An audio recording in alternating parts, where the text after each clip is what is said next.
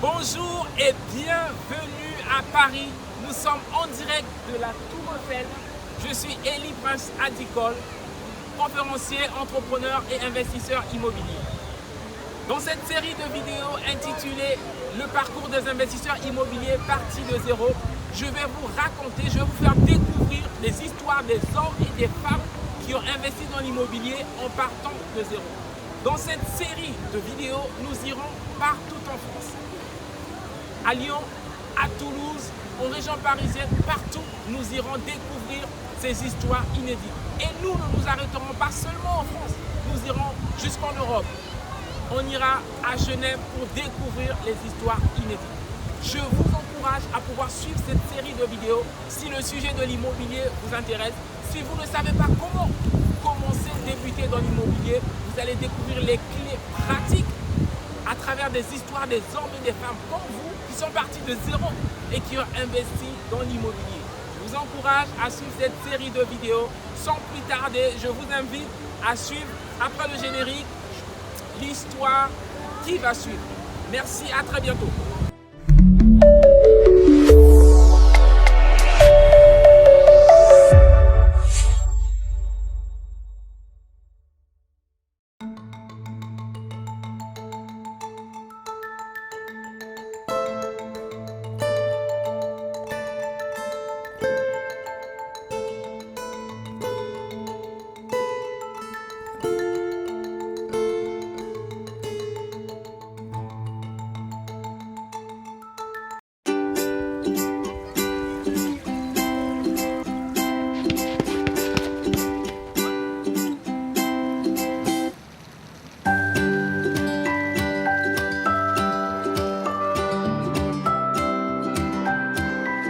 J'ai toujours eu un faible pour la ville d'Antony, qui a beaucoup de charme.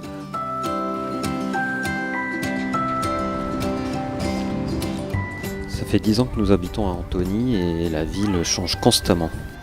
En plus avec les nouveaux projets comme Antony Pôle, le réaménagement du quartier Janzé, puis surtout la place du marché, j'ai vraiment hâte de voir le nouveau visage de notre ville.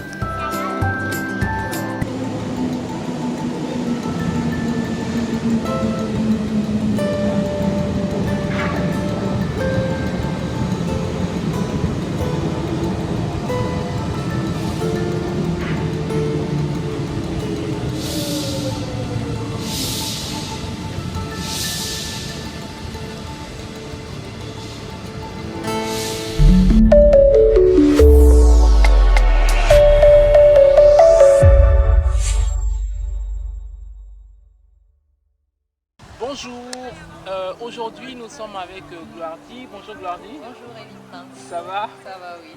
Ok, donc Gloire-D est membre de ma formation, tout le monde peut investir.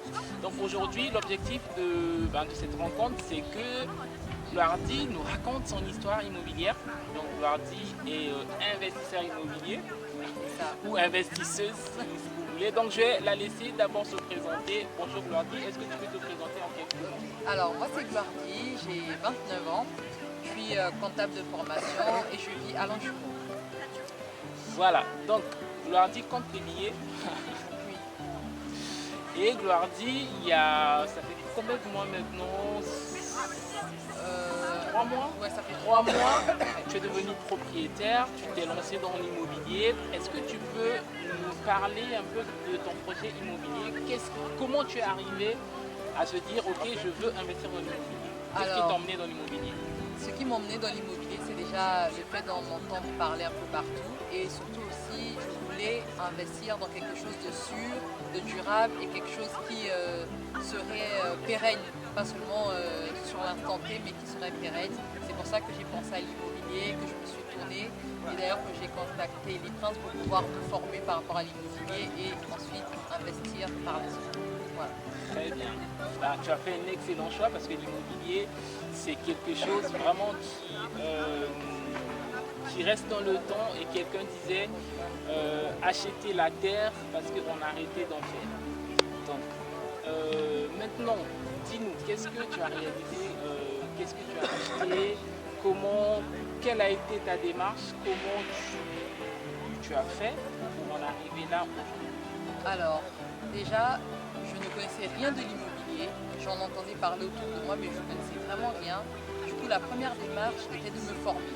Donc pour cela, j'ai contacté Elie Prince, j'ai suivi une formation avec lui et par la suite, j'ai également été accompagnée par moi lorsque j'ai voulu, on va dire, concrétiser le projet. Donc formation, puis accompagnement parce que je me disais, ok, la formation c'est bien, mais j'étais tellement novice que je voulais avoir quelqu'un avec moi pour m'épauler quand j'avais des questions, pour pouvoir répondre à ces questions. Et effectivement, j'ai bien fait de le faire parce que au cours de parcours, en fait, j'ai eu des couacs et voilà. Du coup, j'ai vraiment eu besoin de quelqu'un pour m'aider, quelqu'un qui avait de l'expérience, quelqu'un qui s'y connaissait pour pouvoir répondre à mes questions. Super. Donc, aujourd'hui, tu es propriétaire d'un bien immobilier. C'est quel type de bien et comment tu l'exploites aujourd'hui?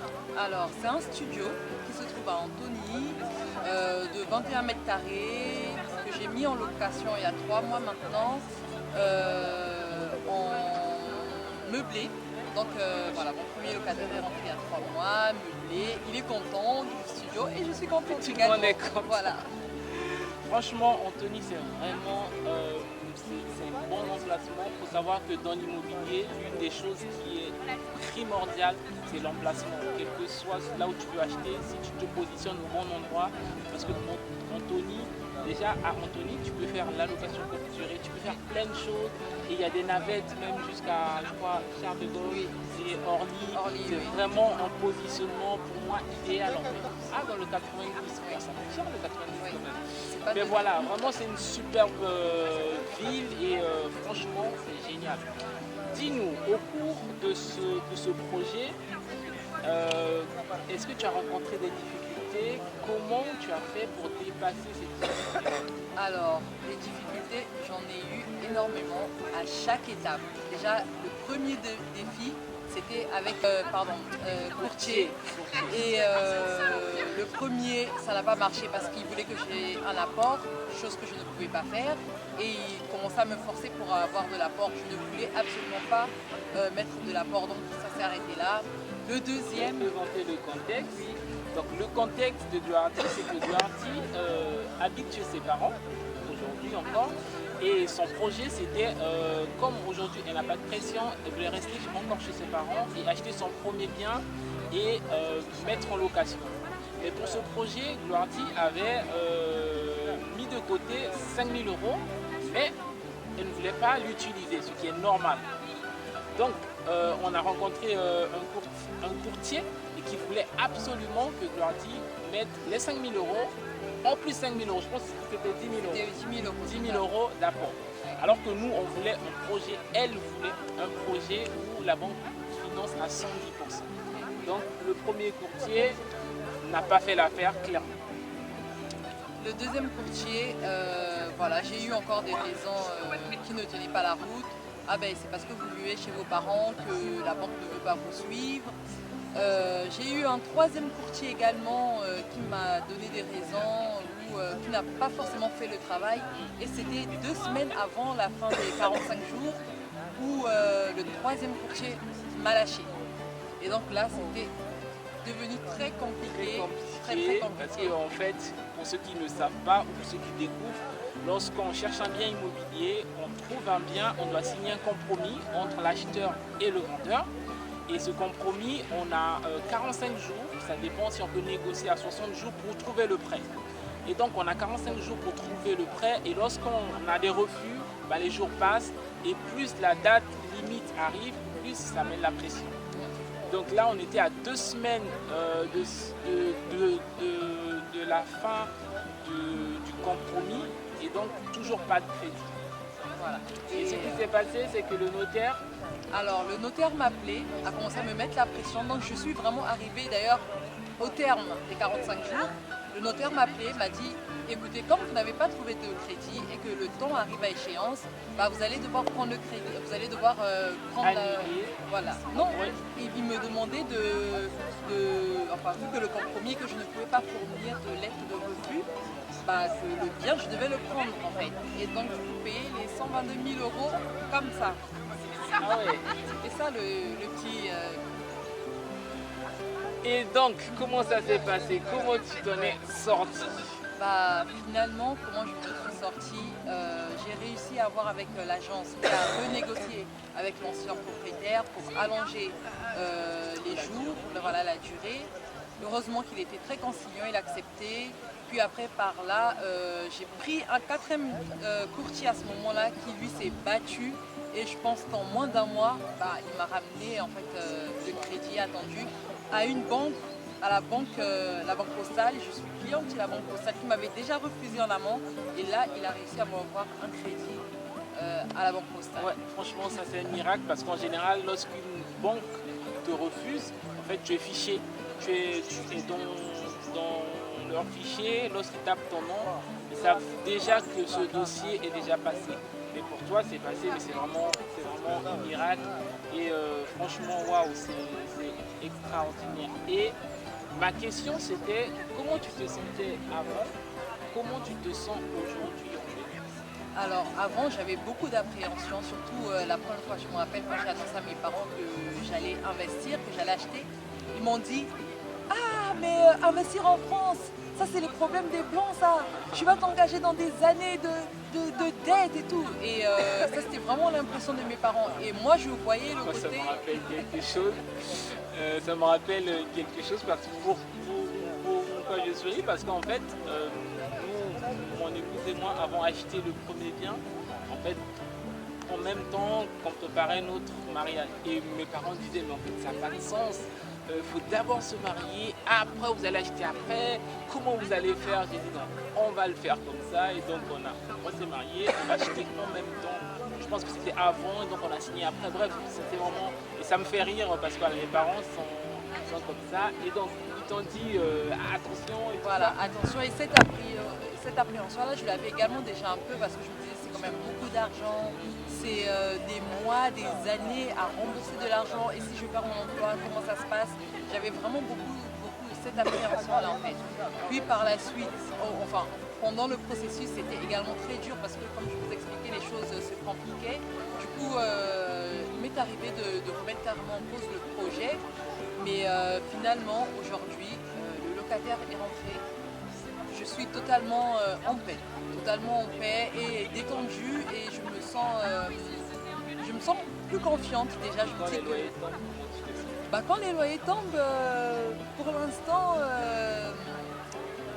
déjà ça fait du bien d'avoir cette entrée-là et pour l'instant je me dis c'est un investissement. Je suis vraiment dans ma tête, c'est un investissement, c'est un apport pour demain, c'est un apport pour un futur investissement et ça fait du bien. Très bien, du coup, on a presque terminé. Est-ce que tu as un mot, tu as un conseil à donner à quelqu'un? Est-ce que tu recommandes parce que je fais? Qu'est-ce que tu peux dire aux gens qui doutent? Toi, aujourd'hui, tu es parti de zéro, effectivement que la banque a tout financé. Qu'est-ce que tu peux dire à quelqu'un? Alors déjà, la première des choses, ce serait de se former. Vraiment formez-vous parce qu'on voit des vidéos sur internet et les vidéos ne suffisent pas forcément. Formez-vous et si vous pouvez vous faire accompagner, faites-vous accompagner. Ça c'est indispensable. J'aurais suivi la formation sans l'accompagnement. Je pense que j'aurais craqué et j'aurais laissé le projet en fait en cours de route. Faites-vous accompagner. Il y a des questions où il y a des moments où vous allez vous retrouver face à des défis.